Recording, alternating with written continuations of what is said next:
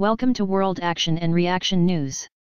Today's news is: Indian Army shows interest in light tanks for defense along Chinese border.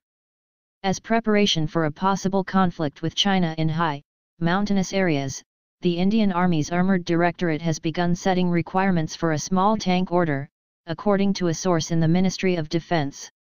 Military planners in the MOD asked the Army to draw up requirements for a light tank after China tested its homegrown light tank, Zinkington, which is equipped with a 105mm main gun and a 1,000 horsepower engine. The Zinkington was tested in July 2017 in the Tibet region bordering India. Currently, India only uses the Russian-made T-72 and T-90 as well as its homegrown Arjun tank, which is too heavy for the mountainous regions and is made for the desert along the border with Pakistan. Military planners want lighter tanks that can be airlifted to elevated areas along the Chinese border, the source explained. An Indian Army official said, the requirement of rapidly deployable, protected and mobile firepower, which can result in precision engagement in the mountains in view of terrain and technology advantage enjoyed by China, has always remained high in the desirability matrix. The light tank requirements come in the wake of a standoff between India and China over a small strip of land along their borders called Doklam. The standoff, which saw soldiers from both countries standing eyeball to eyeball in the area since June, has now been resolved. Soldiers have been withdrawn, said an official with India's Ministry of External Affairs. The Indian Army wants its light tanks to weigh about 22 tons and be capable of operating at heights of more than 3,000 meters in hilly terrain, according to another Army official.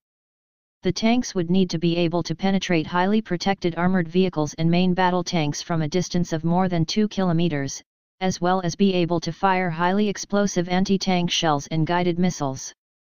There are some areas in the mountains where light tanks will be useful, and the Chinese are possibly trying the same, developing light tanks, said Rahul Bhansal, a defense analyst and retired Indian Army brigadier.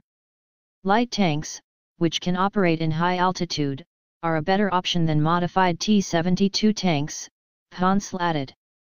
The Army currently has T-72 tanks and armored personnel carriers stationed in select areas along the border with China.